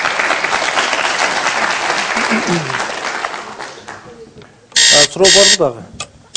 Да, пожалуйста. Мен өзүм тааныштырып кетсем, Касмалиев Каныбек ушу уйгурчулар партиясынын атынан депутаттыкка талапкер жогорку кеңеш. Сиздерге мындай суроо берейин дедим эле да, ушу жаңы чыктыңыздар, эми сиздердин ар бирибиз эле өзүбүздүн иштерибиз боюнча иштеп чыгып атабыз. Ушу спортсмендер жөнүндө алдыга чыгаруу, спортсмендерди көтөрүү боюнча кандай ушу иштерди алып барат элеңер, эгер ушу депутаттыкка келип калсаңыздар? Рахмат. Спорт боюнча бизде жанагы айтып атпайбызбы, негизги багыттарыбыздын бири билимдүү жана дени сак кыргыз эли деп. Сергек жашоо, спорт бул бир чоң биздин келечегибизди, жаштарыбызды өнүктүрчү жана биздин мамлекетибизди өнүктүрчү бир чоң багыт деп эсептейбиз. Анан мен өзүм спорттун чебери болом. Андан сырткары биздин партияда да көп спортчулар бар. Мен өзүмдүн командам менен спорттон көп жылдан бери мугалим болуп иштедим, тренер болуп иштеген. Андан сырткары көп чемпиондорду биз тарбиялап чыкканбыз. Ошону менен бирге баягы биздин спортчулар дагы биздин партияга колдоп кирген. Анткени бизде спорт эң негизги багыттардын бири деп эсепке алабыз. И если есть еще вопросы, мы можем добавить минуту для партии Актилек, потому что у вас меньше всего израсходного пока вопросов. Времени. Нурлан Алымбаев, Акшумкар партиясы, депутаттыгы талапкер. Сарбек Мырза, сиздин бейтарап сотторуна кандай көз карашыңыздар бар? Анан кийин бул сотторду өнүктүрүү боюнча кандай чараларды сунуштайсыз? Суроо каяктамы? Байкабай калдым. Сот реформасын кандай жүргүзөсүздөр дейт. Сотторду эркин кылыш үчүн эмне кылыш керек деп? Биринчиден сотторду эл сайлаш керек. Эл сайлап, ошол анан мамлекеттик система болуш керек, ошону баягы бекитип, андан сырткары жана заседатели деп атпайбы, ошол тармакты өнүктүрүшүбүз керек.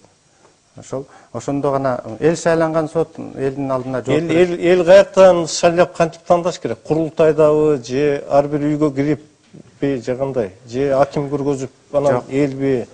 Жок, бул мамлекеттик система иштеш керек мун үчүн. Сунуш кылышы керек ошол жерден элге. Момундай соттор бар. Буларды кимисин тандайсыңар деп. Ошондо элдин элегинен өтүп. Анан кийин ошо эл болгондо 5 миллион киши да ошонун системасы кандай мисалы? Аймактык болот атпайбы? Мына мисалы үчүн. Сот эми баягы соттун баары эле Кыргызстанда иштей берет да, өзүнүн жеринде иштейт мисалы үчүн. То есть вы говорите о суде присяжных и о системе введения суда присяжных. Правильно? Да. Хорошо. И тогда мы предлагаем вам посмотреть еще один видеовопрос, на этот раз из Джалабада, и дать ответы джалабадцам.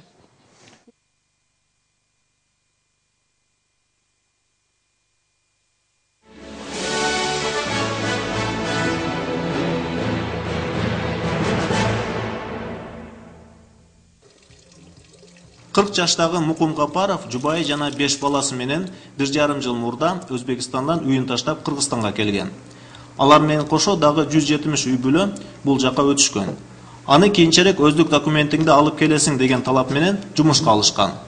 Бирок ал өздүк документин көрсөтө албагандыктан жумушунан айрылганга аргасыз болду. Азыр Мукум өз үй бүлөсү менен бирөөнүн үйүндө батирде жашайт жана бийликтен колдоо күтөт. Биз башы Өзбекстандан чыгып келген этникалык кыргыздарбыз. Ошо биздин биринчи очередте керек болгон паспортубуз жок болуп атат. Паспорт керек болуп атат. Ишке кирейин десек ишке албай атат. Бир жерге барсак дагы паспорт сурап иштеге кыла албай атабыз.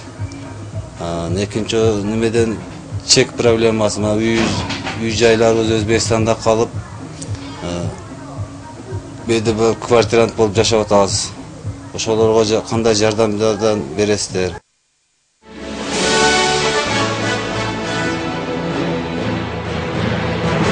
Темир мырза, сиз баштасаңыз болот. Биринчиден паспорт боюнча бул чоң коррупция болгон бийликте. Аны абдан чоң акчага айландырып алышкан. Кудай буйруп биз келсек муну тартипке салабыз. Ар бир атул кыска мүнөттүн ичинде паспорттарын алат. Экинчиси келген турак жай боюнча жана өнүктүрүү боюнча биз түштүктү өнүктүрүү боюнча дирекцияны түзгөнбүз. Ошондо каралган, Кудай буйруса бир 2 3 жылдын ичинде ушул Ошту, Жалал Абадты жана түштүк региондордун өнүктүрүү боюнча абдан чоң программа иштелип чыккан. Абдан чоң көлөмдө акчалар каралды. Мунун ичинде сырттан келе турган акчалар бар. Кудай буйрса бул маселелердин баары чечилет. Быйыл Баткен Ош жолу бүтүп атат, Кудай буйрса. Эмдиги жылдагы толук бүтөт. Буга окшогон чоң проблема бар, ошону менен чечилип кетет. Рахмат. Сиздердин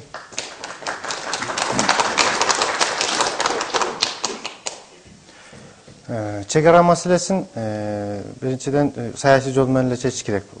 Ошо Өзбек мамлекети менен буга чейин эле айтылып кетти 2 жолу ошо паспорт боюнча суроо. Паспорт боюнча азыркы мамлекеттик жана регистрация кылган каттаа кызматын реформалап ошонун ишин азыр ыкчамдатып ошону көзөмөлгө алыш керек. Ошону менен эле чечилет. И партия застройщиков. Миграция проблемасын биз сөз менен эмес, иш жүзүндө жакшы билебиз. Миграция проблемасы 2005-2006 жылы иштегенбиз. Ошол этникалык кыргыздар боюнча азыр 24500 кыргызстандыктар көчүп келген тарыхый жерине. Көпчүлүгү Тажикстандан жана Өзбекстандан, Россиядан болушат. Россия менен Тажикстан менен жөнөкөйлөштүргөн жарандыкты алуу боюнча мыйзам кабыл алынып туруп, келишимге мыйзамын ратификация болгон. Тилекке каршы Өзбекстан менен чоң проблема бар. Ага биз да көп кийлигишип көргөнбүз. Эл аралык миграция боюнча да бир топ конференцияларды өткөргөнбүз. Ал тургай Кыргызстанда жана миграция министрлигинин ачкандар инициативаларын бир дагы бизден таандык болуп эсептелет. Ошол эле мигранттардын азыр мына шайлоого чыкканга да укугу болуп атат. Бул жакшылык. Ошол эле маалда мына биздин өкмөт азыр толук кандуу иштеп чыгарылган жок. Биз амнистия колдонолуп десек, ошо Өзбекстандан келген жарандарга Өзбекстан бийлиги каршы болду. Көпчүлүгүн документтерин запрос кылса, мамлекеттик ишканаларга да жооп бербей атышат. Ал тургай биз да парламенттен кийлигишип көргөнбүз.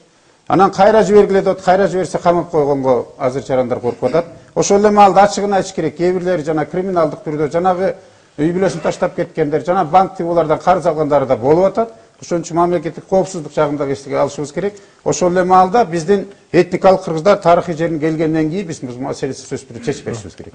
Извините, один только уточняющий вопрос. БИС это кто? Партия застройщиков Кыргызстана или член партии Акжол в единственном числе?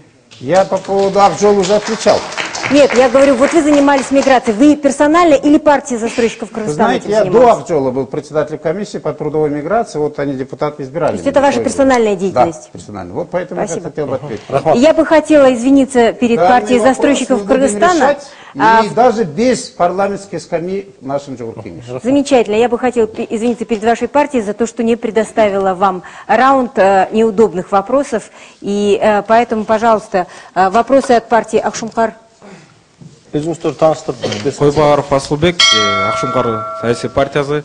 Кубанычбек мырзага мен суром, эгер сиздер ак жолдо отурганда эле ушу уйгурлуучулардын жалпы кыргыз элинин жана жер маселелерин чечип берип койсоңор, мындай көтөрүлүш жаман окуялар болмок эмес.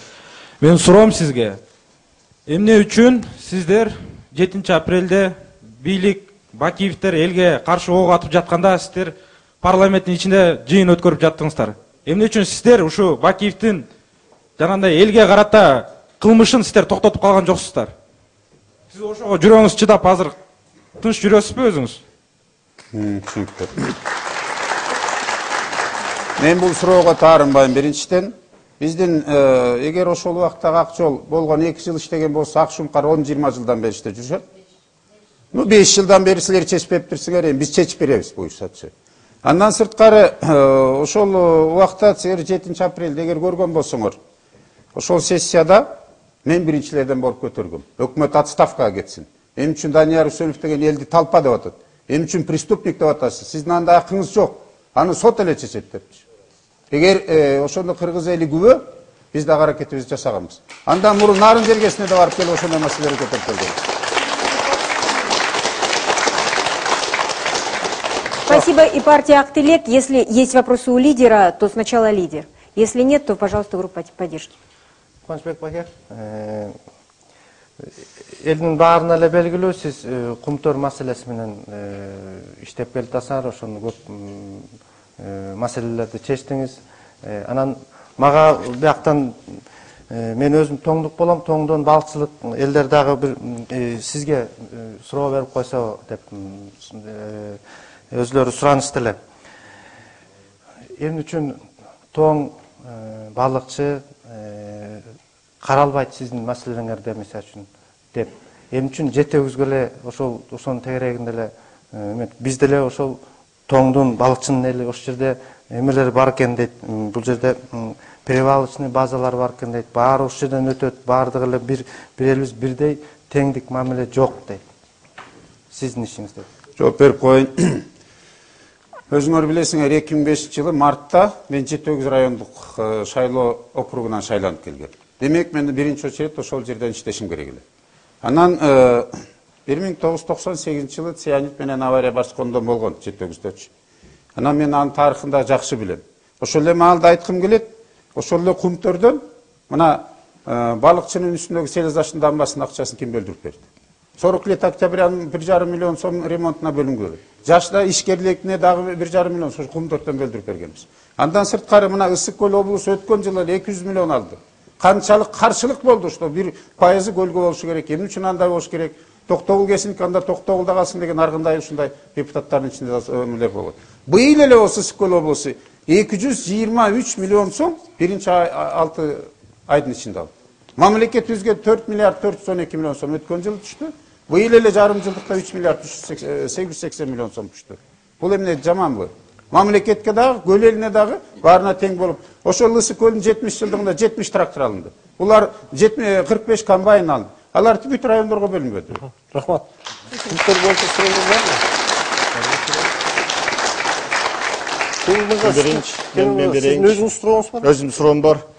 Урматтуу Кубанычбек мырза, сиз азыр абдан сыймыктануу менен айттыңыз да, ошол комитетти башкарып жүрдүм, миграциянын, андан кийин 2 жолу вице-спикер болдум деп, азыркы берилген атуулдун суроосуна сиз жалпы эле жооп берип койдуңуз да. Эмне үчүн ушул убакка чейин паспорт маселеси чечилген жок? Эмне үчүн ошол сиз вице-спикер болуп, абдан катуу билем деп, ошол Ак жолдун белдүү депутат болуп турганда бул маселени карап чечкен жоксуңар? Ушул убакка чейин элдер бостоп жүрүшөт, паспортубуз жок деп. 2005-жылы келгенде сиз деле кан жанында отурдуңуз го. Паспорт проблемасы дызылдап, мен бүт региондорду кыдырып, ошол эле образцовый паспорт маселелерин чечтирип, ошол эле тиги миграция проблемасын чечип жүргөндө сиз отурбадыңызбы, эч нерсе кылбай эле?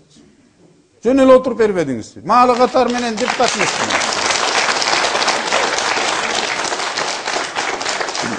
Ошол эле закондорду жазгам мен, сырткы эмгек миграция боюнча бир да закон жок. Сизден сурап атамда эмне үчүн чечилген жок? Сиз баягы эле популисттик методго салып алып, мен жазгам, мен берген деле жүрөсүз да. А эмне үчүн паспорт берилбей жатат деп атам да менчи? Мен сиздей тил менен эмес иш жүзүндө иштеген жигитмин. Аны кыргыз эли билет.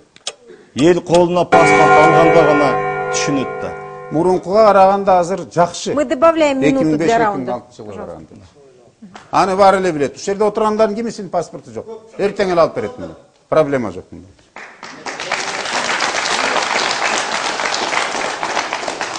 Рахмат. Азыр болсо эми биз кезекти, сиздин да убактыңыз аяктады. Өз ара жана 5 мүнөттүк убакыттар аяктады. Азыр кезекти биз интернет суроолорго бермекчибиз. Тимур, сиздерде кандай? Деги эмне болуп атат? Жалпы акыбалды айтып туруп анан. Акыбалы абдан жакшы болуп атат. Талкуулар жүрүп жатат, суроолор да жүрүп жатат. Ошо суроолорду бере кетейин деп аттым эле. Ак Шумкар партиясына кластер бум деген колдонуучубуздан мындай суроо келиптир. Считаете ли вы чересчур раздутым государственный аппарат? Намерены ли вы бороться с сокращением количества государственных служащих и повышением уровня государственной службы? Конкретные меры, пожалуйста. Да, мы считаем, что государственный аппарат раздутый, поэтому мы предлагаем трехступенчатую систему управления, очень компактное правительство в нашей программе. Это есть, и за счет этого, за счет сокращения численности мы будем поднимать заработную плату государственных служащих. Кийинки суроо. Рахмат. Ак Телек партиясына эгер парламент өтпөй калсаңыз эмне кыласыз? Биз эл үчүн иштей беребиз. Буга чейин мен коомдук ишкер болчумун. Анан мындан ары деле уланта беребиз. Партияны өнүктүрөбүз, жаштарды өнүктүрөбүз, үйрөтөбүз, жаңы саясий күчтөрдү даярдайбыз. Рахмат. Кубанычбек Сатиндиевичке. Эмне үчүн сиздин партияңыздын мүчөлөрү элече калпактар менен отурушат? Алар сиздин партияңыздын расмий формасыбы? Кыргыз эли тарыхы, дили, тили, маданияты менен бай. Ар кимибиздин жүрөгүбүз кыргыз эли деп согуш керек. Кыргызча улуттук кийимди эч качан эч жака таштабашыбыз керек. Наоборот, бийик, залкар кыргыздын маданиятын көтөрө бериш керек деп ойлойм. И мы бы хотели, чтобы Света нам зачитала результаты, на сколько вопросов каждый из партий ответил на данный момент. На данный момент мы тут ведем пересчет вот с партией «Актилек». Акшумкар из 69 вопросов 30 отвеченных, «Актилек» из 32 28 вопросов отвеченных, партия застройщиков Кыргызстана из 41 вопроса 20 отвеченных. Есть ли комментарии по ходу дебатов здесь, в студии? Пока очень мало. Спасибо. Ну и мы начинаем... Да, раунд неудобные дебаты, неудобные вопросы от ведущих. Сразу оговоримся, что мы также пользуемся вопросами, которые присылают наши избиратели на форум Деликат КЧ. Биринчи кезекте суроо ушул Акшумкар партиясынын төрагасы Темир Сариевке.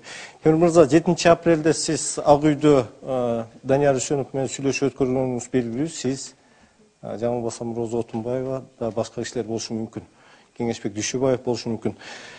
Мындай суроолор болуп атат. Ушул учурда сиздер атайын соодалашып, Данияр Үсөновду чоң суммадагы акчага бошотконсуңар. Демек, акча алып туруп аны башын эркиндикке кое бергенсиңер деген сөз болуп атат да.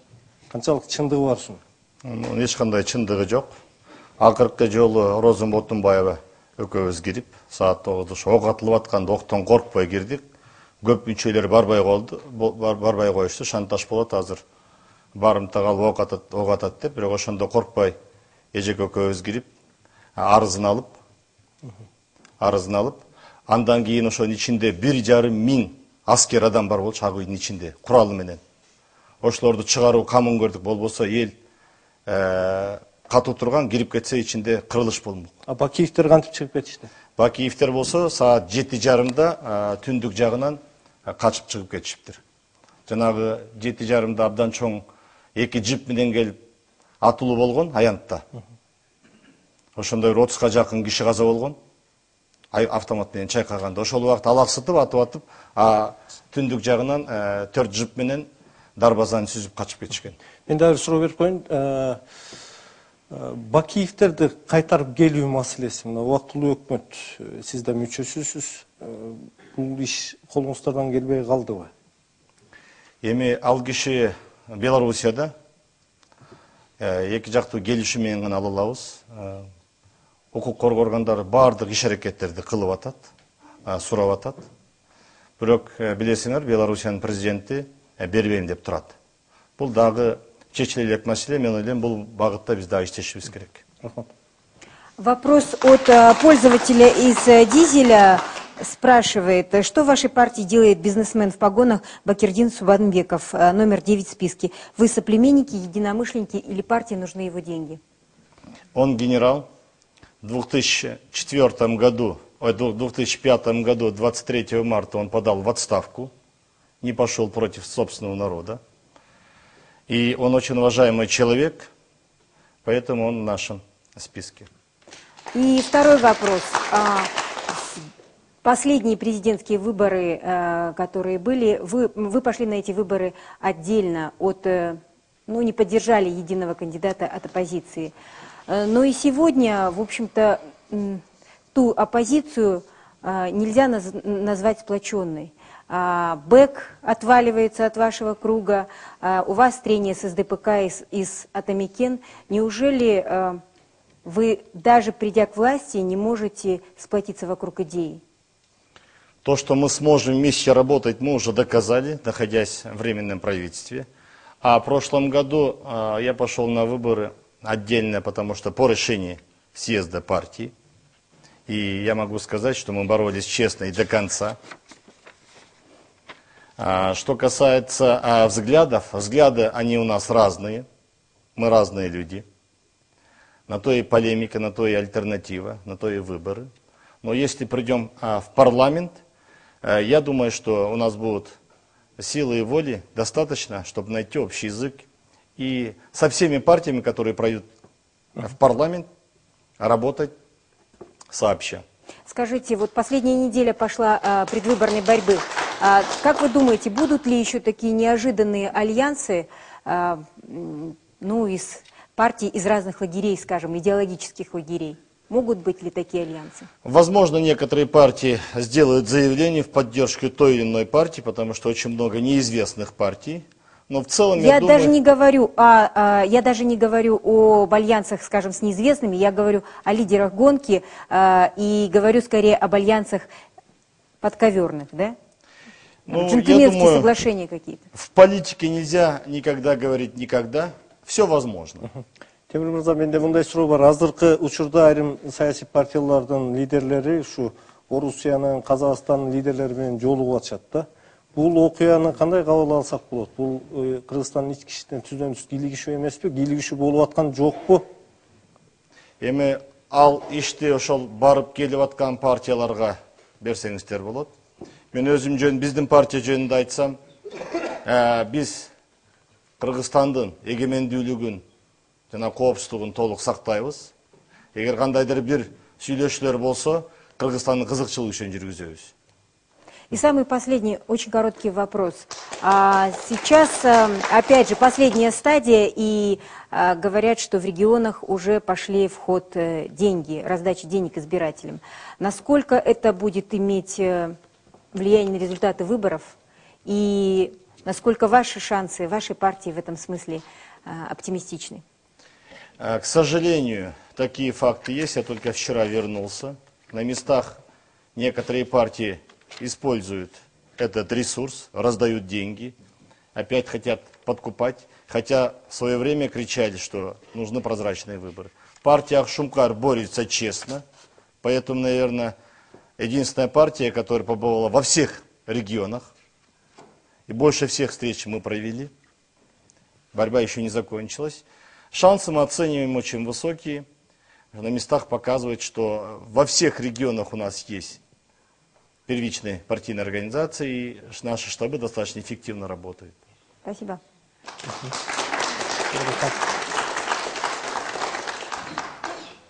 Эми кезекте болсо Ак Тилек партиясына беребиз. Сиздердеги ушул шайлоого катышып атып өкүнгөн жоксуздарбы? Жок, өкүнгөн жокпуз. Биз бир топ өзүбүздүн койгон максаттарыбызга жетип алдык, жетип атабыз, анан жетебиз деп ишенебиз. Биз жаңы партиябыз да. Канча орун алабыз же канчанчы орунда болобуз деген оюңар бар? Şu 29 партиянын ичинен канчанчы орунду ээлейбиз деген мындай үмүтүңөр бар? Канчанчы орунду айта албайм, бирок 10%ке биз жетебиз деген өзүбүздүн үмүтүбүз бар. Вот в вашем списке кандидатов 90% из списка это выходцы из северных регионов. Рассчитываете ли вы на поддержку на юге и в каком процентном соотношении? Андай эмес, силер балким туура эмес маалыматтар болсо керек. Бизде андай эмес, бизде түштүктө көбүрөөк, тескерисинче. Я смотрела по списку, опубликованному списку. Ошол список боюнча мисалы үчүн өзү шаарда турса, бирок жери, эли түштүктө да, анан ошондо карабаш керек да. Көбүнчөсү шаарда катталып турса керек, ошону менен карасаңар керек. Хорошо. Интернеттен мындай бир суроо түшүп атат. Сиздердин партияны ким финанслайт и канча акчаңыздар короду дейт? Эми канча коросо да өзүбүздүкү короду, эч ким финанслабайт бизди. Эч ким каржылабай тартыңыздар да. В своей программе вы предлагаете ввести мораторий на вырубку леса и отлов рыбы в естественных водоемах. Хорошая идея, но поддержат ли ее, скажем, ваши соплеменники с малой родины, с Иссыкуля, которые многие этим кормятся? Жок, бул көлдөн балык менен жан багып атат деген бул калп, анткени балык жок калган. Анан экинчиден токойдун баарын кыйып бүттү. Биз ошо өзүбүздүн мамлекеттик элибиздин байлыгын, токойду, балыкты кайра өстүрүп, ушул тыюу салып, бир кандайдыр программа иштеп чыгууга биз өзүбүздүн аракетибизди токтотпойбуз, муну уландырабыз. Азыр болсо эми кезекти биз үй куруучулар партиясына бермекчибиз. Кубанычбек мырза, Ак жолдун катарында болгонубузга өкүнгөн жоксузбу? Мен такыр өкүнбөйм. Ак жол дагы бул тарых. Ак жолдо мен мамлекетке чыккынчылык кылгай же элге душмандык кылгай эч ишмуш жасаган жокмун. Ошол ак жолго барганда да Кумтөрдүн аягына чейин азыр чыгарып койдук. 7-апрель боюнча, 7-апрель дагы бир жолу айтып коеюн, ушу ак жолдон күнөөлүүлөрдү качырып жиберишти дагы, кармап алгандарын алып коюп кайра кое берип атышат. Күнөөлүүлөр жок азыр ак жол, бул кең эл болчу. Анын ичинде мугалимдер бар, пенсионерлер бар, жаштар бар. Тилеги ак, бул ак партия болчу. Мындай бүтөөрүн эч ким күткөн эмес. В интервью агентству Хабар в 2007 году вы сказали, что поддерживаете решение президента Бакиева о проведении референдума, закрепившего впоследствии его суперпрезидентские полномочия. Вы назвали это решение, цитирую, нужным и своевременным. Вы и сейчас так считаете? Супер права у президента Отунбаева сейчас, на сегодняшний день. Потому что и обстановка такая, и сейчас вот и конституция такая. Таких прав сейчас в мире не существует. И в то же время я лично так считал, и сейчас раз референдум прошел, парламентская власть идет, я подчинюсь к этому. Но в то же время президентская парламентская власть на сегодня, я считаю, приемлемой была. И тем не менее, я возвращаюсь к вопросу. Вы сейчас не жалеете, что тогда поддержали тот референдум? Я как гражданин отдавал свой голос. Я об этом не жалею. Тогда было принято такое решение. Но никто не ожидал, что случится апрельские события. И события вот на юге случатся. Потому что те, которые организовали, находились в другом месте. Подтолкнули молодежь, подтолкнули других. Результат вы сами знаете. Үйлер өрттөндү, калкаланды, 10 000 деген кишилер азыр үй жок, жай жок, кандай шайлоого катышат. Алардын еще көксөсү суу элек. Эмгиче чейин бир да киши жоопкерчилик тарта элек. Кубанычбек мырза, мына сиз азыр Кумтөр боюнча аябай көп айтасыз да. Кумтөр боюнча аябай көп айтып атпайсызбы? Бирок мына сиз азыр айтып аткан ошо эски бийликтин тушумда Кумтөр акырында барып Кыргыз алтындан Сарийге өтүп, Сарийдеги жана Кыргыз өкмөтүнүн атынан, Кыргыз элинин атынан Алмаз Жакыповдун ордуна украиналык бир киши ошол жерге өкүл болуп Кыргызстандын таламын талашмакчы болуп кире баштаган да. Мындайча айтканда ошо Кумтөр кийин дагы Максим Бакиевке өтүп аткан. Ошондо эмнеге унчуккан эмессиз азыркыдай? Мен сизге жооп берейин, бул туура эмес суроо болуп атат, туура эмес мнение. Кыргыз каржы министрлигине консолидированный налог түшөт Кумтөрдөн. Бул эч кандай сари-париге өткөн эмес. Ал мыйзам менен бекиген. Бул жерден жеке эле Кумтөр эмес, Кыргызстанда 2226 жерде алтын кени бар. Биздин партиянын максаты да ошону жер байлыгын, эл байлыгы кылыш. Анан Кумтөрдөн ал жерден, мисалы сиз айтып атасыз, бизде мурун деген бир эле керек кеңештин мүчөсү бар болчу. Азыр кийинки келишим боюнча 2 болду. Ошону бир украиналык болуп калган да бирөө дагы бир кыргыздын чараны болду. Ошондо өкмөттүн укугу бар болчу. Өкмөт бизден жашыруун да жасаган. Силер билесиңер, эгер даже ошо Кумтөрдүн жанына азыр 15,5 миң гектар жерди мурунку өкмөт кетип баратканда жашыруун токтом коюп коюптур. Азыр бизге белгилүү болуп калды бул дагы. Мунун дагы аягына чейин чыгарабыз. Анан тигил жерде закон боюнча дагы башка мамлекеттен эгер байкоочу катары катышса директорлор кеңешине, мындай чечүүчү добушу жок. Анда уруксат экен. Ошондой келишим эмеге токтому өкмөт кол коюп койгон экен. А парламенттин эч тиешеси болгон эмес. Мен дагы билген эмесмин, кийин массалык маалымат каражаттан билдим. Рахмат. И последний вопрос. На одном из заседаний парламента депутат Карамушкина в знак протеста, что им не дают слова, заклеила рот скотчем. Вы ей предложили заклеить еще другое место. Скажите, пожалуйста, вы считаете, что модераторские функции вице-спикера заключаются в этом?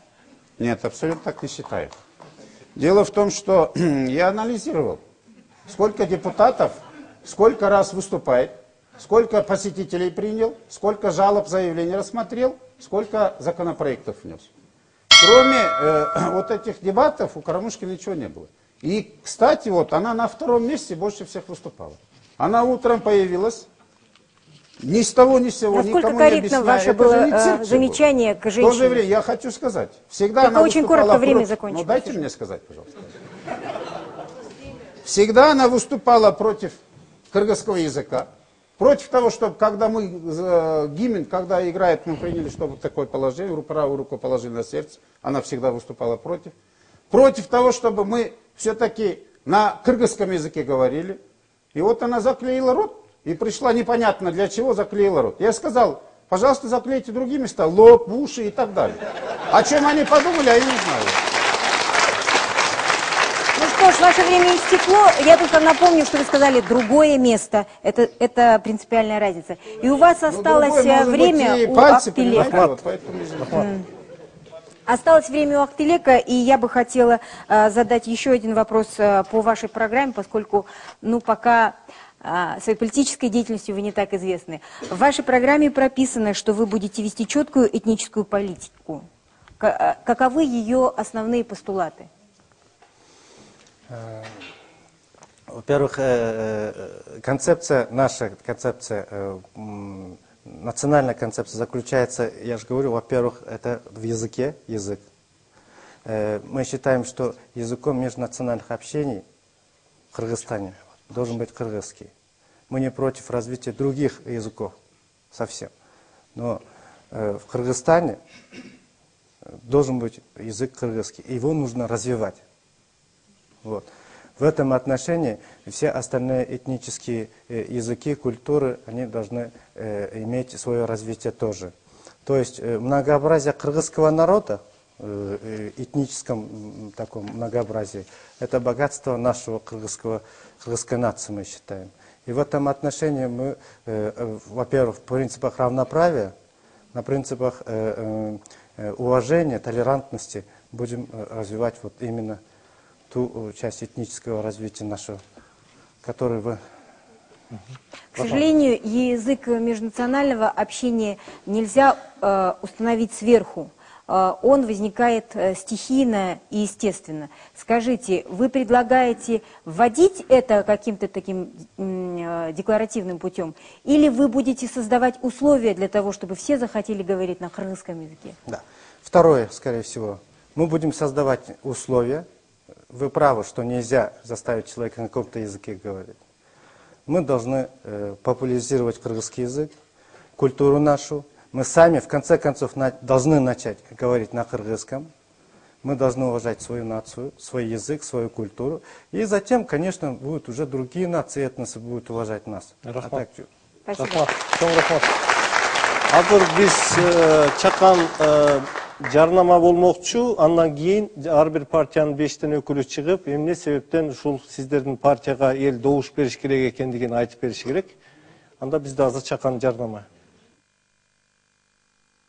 Кыргыз Республикасынын шайлоо жана референдум өткөрүү боюнча Борбордук комиссиясы маалымдайт. 2010-жылдын 10-октябрында Кыргыз Республикасынын жогорку кеңешине депутаттарды шайлоо күнү. Бул сенин чечимиң, сенин тандооң. 10-октябрь Кыргыз Республикасынын жогорку кеңешине депутаттарды шайлоо күнү.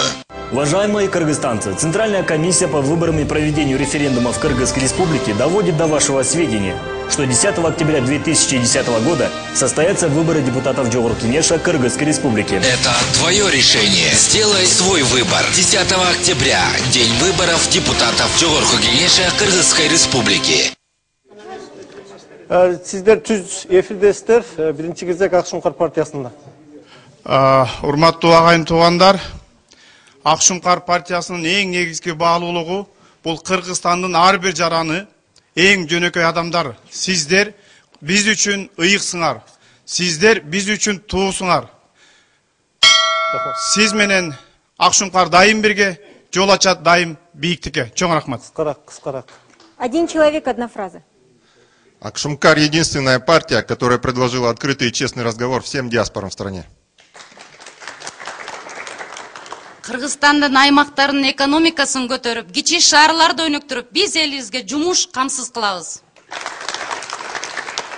Бизде мыкты юристтер, күчтүү экономисттер жана башка жогорку деңгээлдеги адистер бар.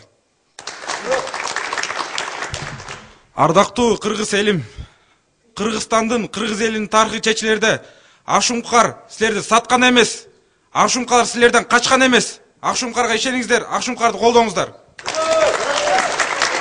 Партия «Ак-тилек», пожалуйста.